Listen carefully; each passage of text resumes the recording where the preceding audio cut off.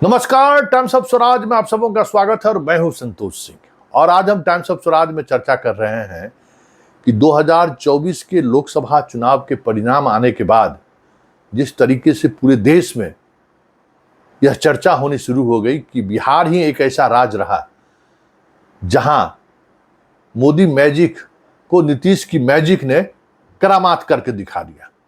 उत्तर प्रदेश में जिस तरीके की हार हुई और जिस अंदाज में सामाजिक समीकरण बदले, बिहार में वो नहीं बदल पाए और इसकी वजह नीतीश कुमार रहे। नीतीश कुमार ने महिला वोटरों को अपने साथ जोड़े रखा और उस वोट को मोदी के वोट के साथ ट्रांसफर कराने में भी कामयाब रही। ये चर्चाएं हुई, कहने लगे लोग नीतीश को आज की राजनीति के अचानक, कहने लगे ये बाजीगर है, कहने लगे लोग आजाद शत्रु है। अपने अपने तरीके से किंग मेकर भी लोग कहना शुरू कर दिए और बीजेपी ने तो यहां तक कह दिया कि 2025 का चुनाव हम नीतीश के नेतृत्व में ही लड़ेंगे। लेकिन अचानक ये खबरें मीडिया से गायब हो गई और खबरें चलनी शुरू हो गई कि नीतीश का वारिस कौन होगा, नीतीश के उत्तराधिकारी कौन होंगे। तलाश तेज है, निशांत हो सकते हैं उत्तराधिकारी अचानक। और जिस माध्यम से ये खबर चलाई जा रही है और जिस स्तर पर यह खबर चलाई जा रही है, उसमें अधिकांश ऐसे पत्रकार हैं जो वर्षों से बिहार की राजनीति को करीब से देखा है, महसूस किया है और मेन एक्सट्रीम मीडिया में उनकी एक अलग पहचान रही है। ऐसे लोग इस तरीके की खबर चला रही है तो कुछ तो बात होगी, कुछ तो ऐसा चल रहा है जिसके सहारे इस तरीके की न्यूज को प्लांट किया जा रहा है। ये प्लांट हम इसलिए कह रहे हैं कि कोई आधिकारिक बयान किसी जदयू के साधारण जिला के कार्यकर्ता का भी नहीं आया है, लेकिन खबरें चल रही हैं कि नीतीश अपने बेटे को अपना उत्तराधिकारी घोषित कर सकते हैं। लेकिन बड़ा सवाल है इस खबर के पीछे की खबर क्या हो सकती है, क्यों ये चर्चाएं अचानक तेज हो गई। नीतीश ने जब प्रूफ कर दिया और बिहार की जनता ने जब नीतीश पर भरोसा जता दिया तो फिर उनके बीमार होने पर, उनकी मानसिक स्थिति ठीक नहीं होने के आधार पर उत्तराधिकारी खोजने की चर्चा क्यों शुरू हो गई। क्या ये बीजेपी की साजिश तो नहीं है, या फिर जदयू के अंदर कुछ ऐसे मंत्री हैं जो बीजेपी के लिए काम तो नहीं कर रहे हैं, या फिर ऐसे मंत्री जो टीम मोदी के इस मिशन में लगे हुए हैं, क्या वो मीडिया तक ये खबरें तो नहीं पहुंचा रहे हैं कि खबर को इस तरीके से भी चलाया जा सकता है। कई तरह के सवाल खड़े हो रहे हैं, लेकिन उन तमाम सवालों के बीच एक जो बड़ी बात है कि आखिर नीतीश के उत्तराधिकारी की जरूरत किसे महसूस हो रही है, पार्टी के अंदर या सरकार में। ये बड़ी बात है। सरकार आधिकारिक तौर पर अभी तक उनके बीमार होने का या फिर उनके बीमार होने की वजह से कामकाज प्रभावित होने को लेकर कुछ भी ऐसे संकेत नहीं दिए पार्टी के अंदर भी, जिस वजह से ये चर्चा जोर पकड़ने लगे।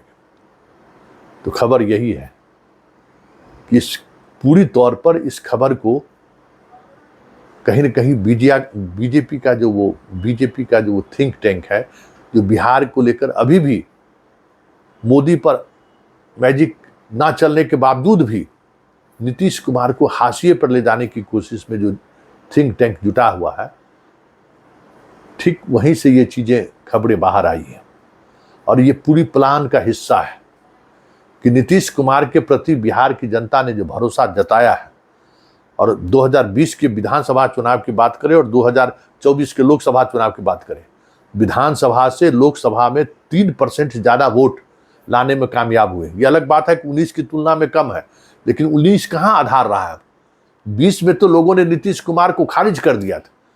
वैसी स्थिति में भी 12 सीट का जीतना, वोटिंग परसेंटेज में 3% का इजाफा करना, उस पर चर्चा नहीं हो रही है।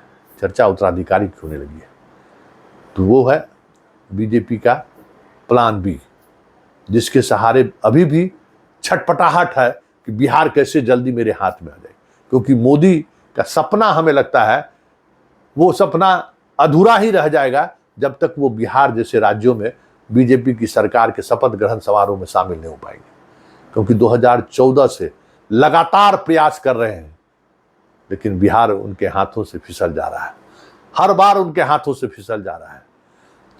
शिखंडी की तरह महाभारत के युद्ध में भीष्म के सामने, नीतीश के सामने शिखंडी की तरह एक योद्धा को खड़ा करके भी परास्त करने की कोशिश की, लेकिन उस पर भी बीजेपी कामयाब नहीं हुआ। आमने सामने लड़ने की साहस जुटाई 2015 में, धूल धर्षित हो गया। मतलब मिटिया मेट जिसको कहते हैं, 50 से ज्यादा सभाएं नरेंद्र मोदी ने बिहार में की, उतना सीट भी नहीं जीत पाए जितनी वो सभा कर पाए। तो वो झटका उन्हें बस आज भी दर्द देता है। बिहार ही एक ऐसा राज्य है जहां अभी तक बीजेपी का ध्वज नहीं फहराया है। इसलिए ये जो टिस है ना, उस टिस को मिटाने के लिए आज भी संघ और बीजेपी का जो थिंक टैंक है बिहार में कुछ न कुछ ऐसी गतिविधियों को जारी रखना चाहते हैं ताकि नीतीश की जो विश्वसनीयता एक बार फिर से जो स्थापित हो गया है उसको कैसे कम किया जा सकता है। उन्हें लगता है कि अगर नीतीश बीच से हट जाए और आमने सामने की लड़ाई हो जाए तो फिर लालू परिवार को पटकनी देना आसान हो जाएगा, हम सरकार बना लेंगे।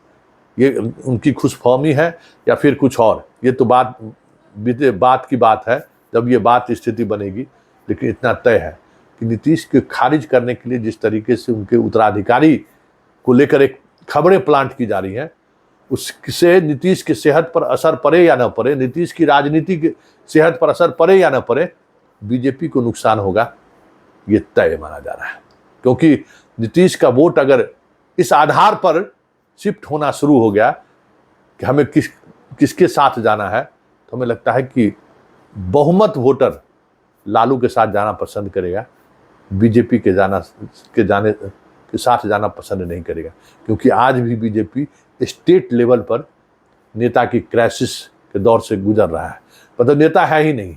और बिहार में राजनीति करने के लिए आपको नेता तो बनना पड़ेगा जो अच्छे तरीके से भाषण दे सके, उनका जातीय आधार हो या ना हो, स्किल तो राजनीति की होनी चाहिए। खट्टर टाइप का किसी को या मध्य प्रदेश और राजस्थान में जो प्रयोग मोदी ने किया है उसके सहारे बिहार को सराहा नहीं जा सकता है, ये हर कोई समझता है।